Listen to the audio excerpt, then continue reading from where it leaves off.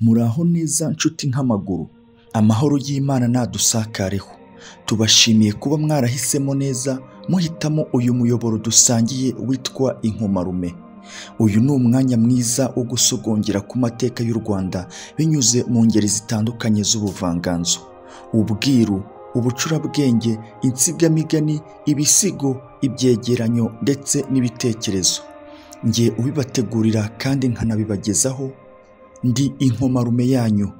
Ibyo ntarabona nabisanze aho ntaragera.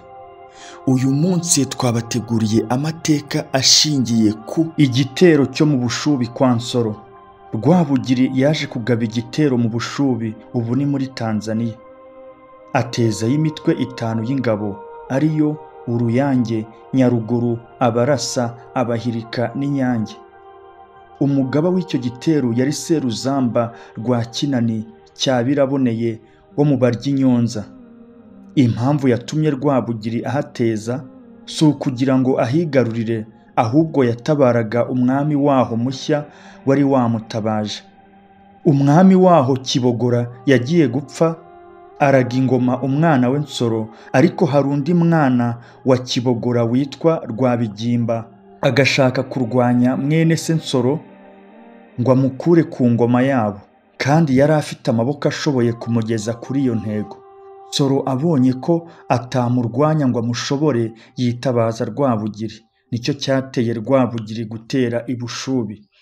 Ingabo za Rwabugiri zimaze kugera muri Bushubi, Nsoro ashoza intambara kuko yari abonye amaboko. Ingamba ziracakirana. Ingabo za Rwabigimba zitwaga Urwarama ziraneshwa, zihungana na nyirazo bajya bugufi, naho ni muri Tanzania. Rwabigimba amaze gutsindwa, Nsoro yakira ingabo z'u Rwanda zamutabaye, azakirira ahantu hitwa Cyaza. Aho hantu yari yaharimbishije cyane, hose hateguye ibirago, nta muntu n'umwe wo mu ngabo z'u Rwanda wicaye ku byatsi. Arabazimanira cyane, abereka ukuntu yabashimye ndetse abaha n'imyenda. Mbese abereka ko bafitiye umutima mwiza, nabo baramushima cyane. Abaha ibyo bashyira Rwabugiri byinshi kandi bishimishije, cyane cyane imyenda. Ubwo muri Tanzania imyenda yari yarahageze. Ubwo rero Rwabigimba yabonaga ko atagishoboye Nsoro kuko ashyigikiwe na Rwabugiri. Noneho nawe ashaka uburyo yakuzura na Rwabugiri.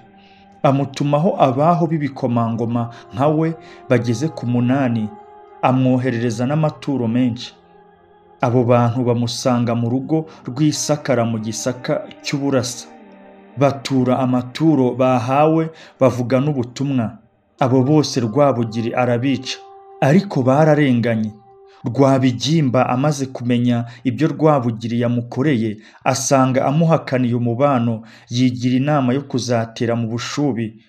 Mu gihe Rwabugiri azaba yavuye Isakara, yaragiye ku nkiko zo hirya zitegeranye n'Ubushubi. Koko hashize iminsi Rwabugiri ava Isakara ajya mu Kinyaga. Rwabigimba amenye ko Rwabugiri yagiye, yongera gutera mu Bushubi kurwanya Nsoro mwene se. Nsoro abonye ko Rwabigimba yongeye kumwuvura nanone, atuma kuri Rwabugiri. Rwabugiri nawe atuma kuri Kabaka, umutware w'Abarasa, gutabara Nsoro. Kabaka ahaguruka n'ingabo ze, arambuka atabara Nsoro, barwanya Rwabigimba ubwa kabiri, baramutsinda. Noneho baguma mu Bushubi kugira ngo barinde Nsoro, bituma atongera guterwa. Niko Rwabugiri yari yabitegetse Kabaka. Ariko byatinze gato, izo ngabo za Kabaka zirinze Nsoro zimererwa nabi, baraharwanira, baranahasonzera kuko banze kunywa amata y'ingweba. Ubwo kwari ugushaka impamvu yo gutaha bakahava. Babonye ko bene izo mpamvu zo kurwara no gusonza kandi begereye iwabo mu Gisaka zitakwemerwa na Rwabugiri, bongeraho indi mpamvu kandi mbi cyane, ngo Nsoro niwe ubaroga n'abagaragu be, ngo rimwe na rimwe babahingisha nijoro batazi icyo bakora, bahindutse nk'abasazi, abandi ngo bagacika intege, bakagira uruhondobero ntibashobore kuba bahaguruka aho bicaye. Ibyo babyumvikanaho na Kabaka umutware wabo, bamusaba ko azabibabwirira Rwabugiri bigatuma abakura mu bushubi bagataha. Kabaka yemera inama abarasa bamubwiye, abakorera uko bashaka, abwira Rwabugiri ati abarasa bamereye nabi cyane kubera uburozi bw'Abashubi na Nsoro. Ati hari ubwo bamwe babahingisha nijoro batabizi basa n'abarota, abandi bagacika uruhondobero intege zikabura, umuntu ntabe yakwihagurutsa aho yicaye. Ati kandi rero birimo no gufatwa nabi, inzara nayo ntiboroheye. Rwabugiri ararakara atuma kuri Kabaka ati niba ari uko bimeze muzafate Nsoro n'umuryango we mubanzanire. Koko baramufata, bafatana nyina n'abagore be bombi, Mukananika na Bihogo, bafata n'abana be babiri ari bo Buyombo na Kambibi, bica n'abantu babiri muri urwo rugo. Ubwo rubanguka rwa Kabaka asanga Rwabugiri mu kinyaga kumubwira amacumu ko Nsoro na nyina n'abagore be n'abana be bafashwe ari imbohe. Amubaza ko bazabamuzanira cyangwa se bazabiciriye. Undi ati bazabanzanire ino mu kinyaga. Bahabagejeje bose arabica. Birangiye agiwe ku nzinzi, ahageze afatwa n'ubushita bumugwa nabi cyane.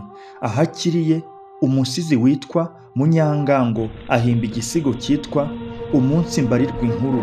Icyo gisigo gisingiza umwami, kikamurata, kikanamushima, kandi kikogeza amoko n'imiryango yabyaye abagabekazi n'intwari zarwaniye igihugu n'imiryango zikomoka